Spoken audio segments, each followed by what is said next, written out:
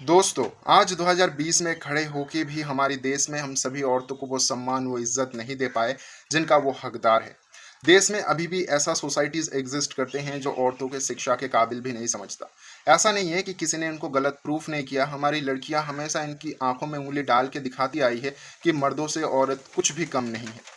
ऐसे में चाहे हम बात कर ले कारगिल गर्ल यानी first Indian lady air force pilot की, या फिर स्पेस में जाने वाली कल्पना चावला की, जहाँ पे घरों में हमारे पिताजी पाए जाते थे माता को बोलते हुए कि आपके हाथ में पैसे देना मतलब फिजूल खर्ची, उस ऐसी सोसाइटी से निकलने वाली गीता गोपीनाथ आईएमएफ की सेकंड लेडी चीफ इकोनॉमिस्ट बनते हैं और भारत की पहली ऐसी महिला। जहाँ पे हम बचपन से सुनते हुए आते हैं कि क्या औरतों जैसे दौड़ रहा है, थोड़ा सा तेज दौड़ा कर, वैसे एक सोसाइटी से निकलती है हेमा दास, जो कि 18 साल की एक बच्ची होती है और आईएएएफ वर्ल्ड U20 चैंपियनशिप जीत के भारत का तिरंगा लहराता है। ये लिस्ट यहीं पे खत्म नहीं हो जाता। ऐसे लड़कियों की कमी नहीं है दोस्तों हमारे देश में। चाहे हम बात कर ले भारती शर्मा की, अंजलि सूद की, पीटी उषा की, या फिर लतिका नाथ की। ऐसे और भी बहुत सारे हैं शायद जिनके बारे में हमने सुना भी नहीं है, या फिर जिनके बारे में आज के समय पे हमें याद भी नहीं है। लेकिन इनकी जो कंट्रीब्यूशन है वो कुछ कम नहीं है आज की सोसाइटी को ये दिखाने में कि औरतें किसी से कम नहीं।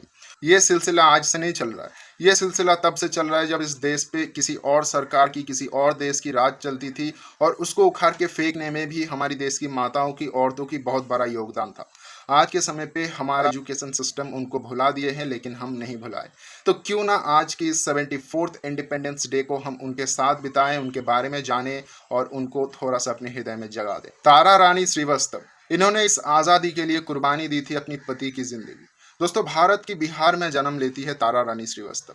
बहुत ही कम उम्र में उनकी शादी करवा दी जाती है फूलेंदु बाबू के साथ। बचपन से ही तारा रानी श्रीवास्तव बहुत ज़्यादा खिलाफ थी अंग्रेज़ों की इस अत्याचार के।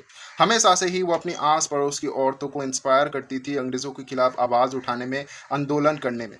ऐसे में 1942 में वो एक आंदोलन में शामिल होते हैं। स्वयं महात्मा गांधी उनको और उनकी पति को यानी तारा रानी श्रीवास्तव और फूलेंदु बाबू को इनवाइट करते हैं इस आंदोलन में नियुक्त होने के लिए। दोनों ही नियुक्त होते हैं और ये सभी मिलके जा रहे होते हैं सिवान थाने के सामने भारतीय तिरंगा लहराने के लिए। ऐसे में अंग्रेज रोकने की कोशिश करता है, आंदोलन को किसी रूप से विफल करने की कोशिश करता है। ऐसे में लाठी चलाते हैं, गोली चलाते हैं। ऐसे ही एक गोली आके लगती है फूलेंदु बाबू को, जहाँ पे वो जख्मी हो जाते हैं।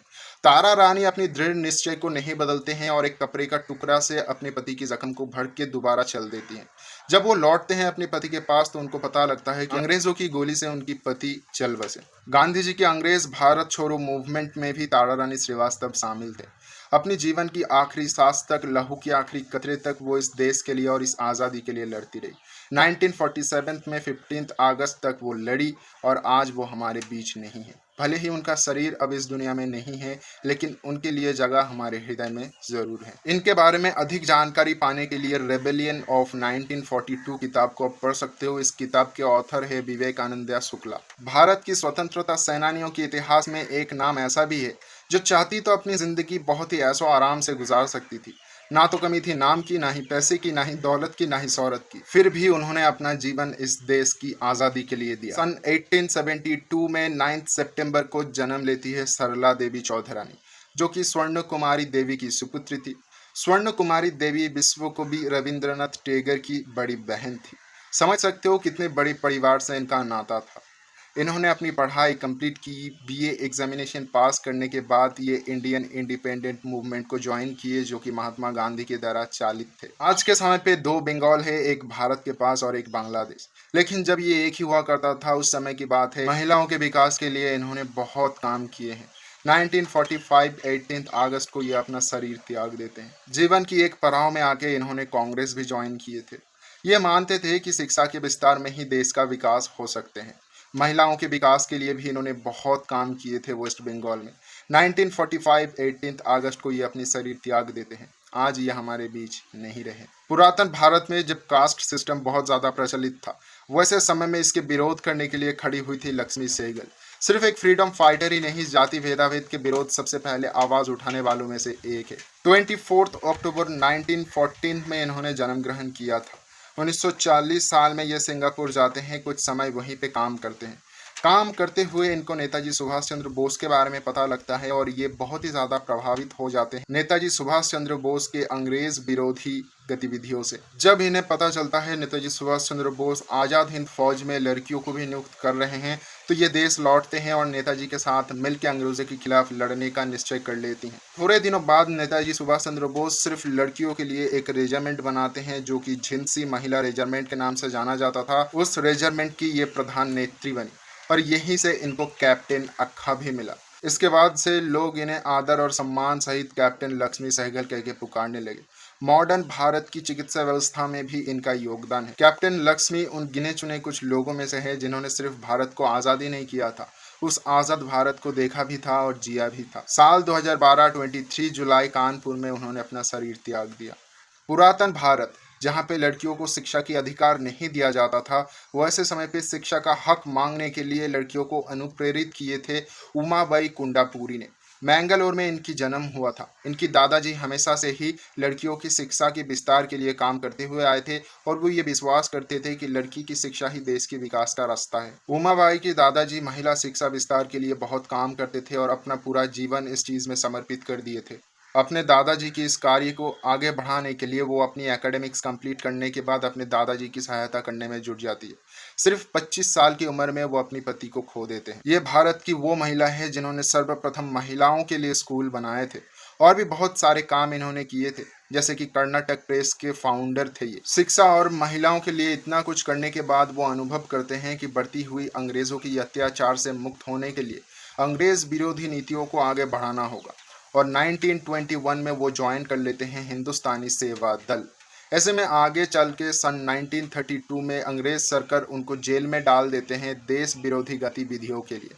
ये उन सभी शिक्षकों के लिए एक एग्जाम्पल है जो सिर्फ और सिर्फ पैसे कमाने के लिए शिक्षा प्रदान किया करते हैं और उन सभी के लिए भी जिनके पास रिसोर्सेज होते हुए किसी न किसी बहाने से वो अपनी कार्य को टालते रहते हैं। ये दर्शाते हैं कि अगर आप में चाहत है तो दुनिया की कोई ऐसी ताकत नहीं जो आपको किसी चीज़ करने से रोक सके। उदा देवी भारत की वो महिला जिन्होंने ये प्रमाण कर दिया था कि पराक्रमता और वीरता के मामले में भारतीय छोड़ी छोड़ों से कम ना है। ऐसे में बात करें इनकी तो नेताजी सुभाष चंद्र बोस जब पैदा भी नहीं हुए थे उससे भी पहले से ये लड़ रहे थे अंग्रेजों के खिलाफ। विलियम फोबिस मिचेल द्वारा लिखी हुई किताब इन रेमिनेंसी ऑफ द ग्रेट म्यूटिनी, इस किताब को अगर आप पढ़ते हो तो आपको समझ में आएगा उमा देवी कौन थे जिनके नाम से अंग्रेजों की रूह कांप जाती थी। दोस्तों लोकल लाइब्रेरी में और इंटरनेट पे इनके बारे में बहुत ही कम जानकारी उपलब्ध है। अंग्रेजों के खिलाफ लड़ने के लिए दोस्तों इन्होंने अपनी सेना बनाई थी। साल 1857 में ये हमला कर देते हैं ब्रिटिश इंडियन सोल्जर्स पे। इतिहास की पन्नों में इस लड़ाई को नाम दिया गया है बैटल ऑफ सिकंदराबाद। जिस समय पे ये बहुत ही बहादुरी के साथ सामना कर रहे होते हैं ब्रिटिश सोल्जर्स का, उस समय पे पीठ पीछे से एक ब्रिटिश सोल्जर स्नाइपर लेके इन पे शूट कर देते हैं। गोली लागने के बाद भी मरते हुए 6 लोगों को मार जाते हैं उदा देवी। सिकंदराबाद बैटल उनके लिए आखिरी लड़ाई थी, लेकिन उनकी ही ये प्रचेष्टा एक बहुत बड़ी क्रांति लाई इस देश में और आज उसी का फलस्वरूप हम सब आज़ाद हैं।